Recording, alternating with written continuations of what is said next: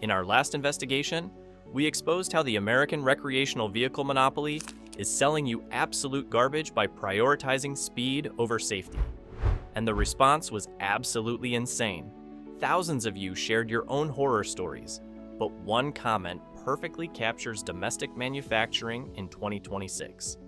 A viewer named Texas Ham Operator shared something that should terrify anyone considering buying American. He bought a brand new Forest River toy hauler, and on one of the very first trips with his family, the freshwater tank literally fell out of the frame while he was driving down the highway. Now you'd think a freshwater tank, something that holds hundreds of pounds of water, would be bolted onto the chassis with heavy-duty steel brackets engineered for that specific load, right? Absolutely wrong. It was held in place with cheap self-tapping screws that sheared off under the weight of the water. Imagine driving with your kids in the back and suddenly hearing this massive crash as your entire water system tears away from the frame. When he took it back for warranty repair, the manufacturer straight up denied his claim because they argued the tank wasn't technically part of the frame structure. Let that sink in. You're paying $100,000 for a frame held together by hope and self-tapping screws. And when it catastrophically fails, the company tells you it's not their problem. But here's the thing. There's a growing group of Americans who have decided to completely opt out of this rigged system. They're not buying from Thor Industries, they're not buying from Forest River, and they're definitely not waiting 6 months for warranty denials. Instead, they're using a federal loophole to import vehicles that were built during an era when engineers ran the show instead of accountants obsessed with quarterly earnings. That loophole is called the 25-year import rule, and today I'm going to show you exactly how it works and why the RV industry absolutely hates that you know about it. Here's how the law works. In the United States, safety and emissions regulations make it illegal to import most modern foreign vehicles that weren't specifically designed for the American market. The government wants to protect domestic manufacturers and ensure vehicles meet federal standards. But the Environmental Protection Agency and the Department of Transportation have an exemption that the domestic industry desperately wishes didn't exist. If a vehicle is at least 25 years old, it's legally classified as an antique. Once it hits that magic number, it becomes exempt from modern safety standards and exempt from modern emissions standards. This means you can legally import a camper van from Japan that was built during the absolute golden age of Toyota engineering. We're talking about legends like the Toyota Hiace, the Toyota Coaster, and the Isuzu Elf. These aren't just old vans sitting in some junkyard. These are commercial-grade machines that were designed to survive the apocalypse and keep running.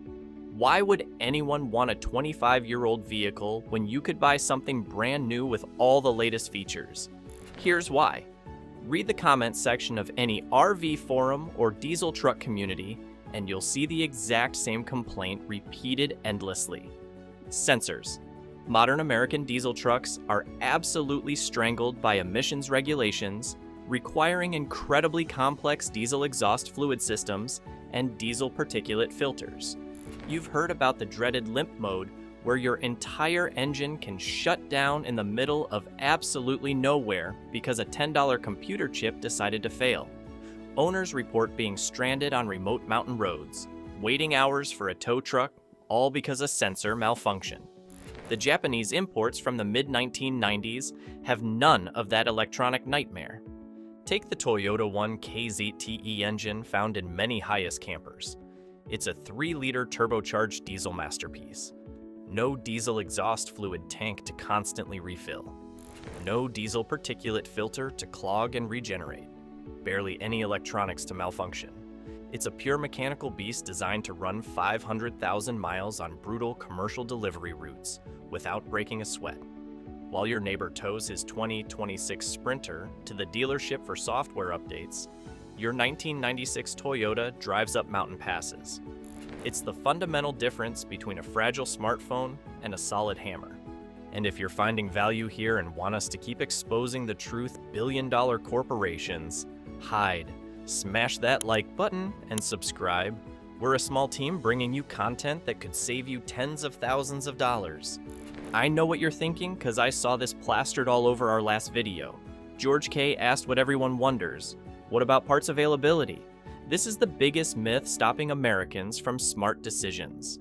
People assume because it's from Japan, parts must be impossible to find. The reality is the complete opposite.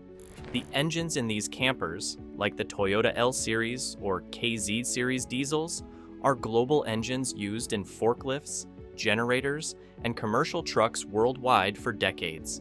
You can walk into your local auto parts store and buy oil filters, belts, and alternators right off the shelf.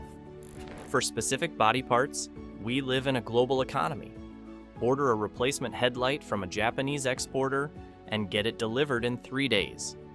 Compare that to the American experience in 2026. If your new Keystone slide-out motor breaks, you don't walk into an auto parts store. You drive to the dealer, they call the manufacturer, and you're told the proprietary part is back-ordered for 6 months. So let me ask you, would you rather wait 3 days for a part from Tokyo or 6 months from Indiana? I know my choice.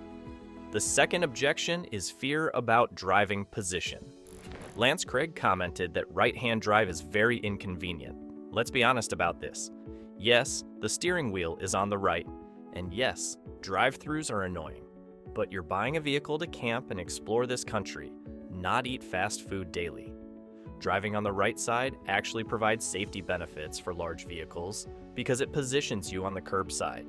You see exactly how close your tires are to the edge, and you're less likely to drift into oncoming traffic because your perspective aligns with the road edge. Studies show it takes about 2 hours to adjust. Then it's second nature. Ask yourself an honest question about risk tolerance. Is the minor inconvenience of reaching across to pay a toll worse than the catastrophe of your fresh water tank falling out on the interstate at 70 miles per hour? I'll take inconvenient over structurally defective every single time. Finally, let's look at the only math that matters. A new American Class B van costs $120,000. 5 years later, it's worth $80,000 if you're lucky. You lost $40,000 for the privilege of owning it. A Japanese import cost $25,000 landed at the port. 5 years later, it's still worth $25,000, possibly more. It's fully depreciated, so you're driving for free while it holds value. The 25-year import rule is the only loophole letting average Americans opt out of planned obsolescence, defining the modern RV industry. You get a superior engine, dramatically better build quality, and keep your retirement savings where it belongs. The industry absolutely despises this loophole. They want you terrified of the steering wheel and scared about parts. Because if you're not scared, you might realize a 30-year-old Toyota is genuinely better than anything they build today. Don't buy their junk, and don't let manufactured fear stop you from making the smart decision. Do your research, find a reputable importer, and get a machine that actually works.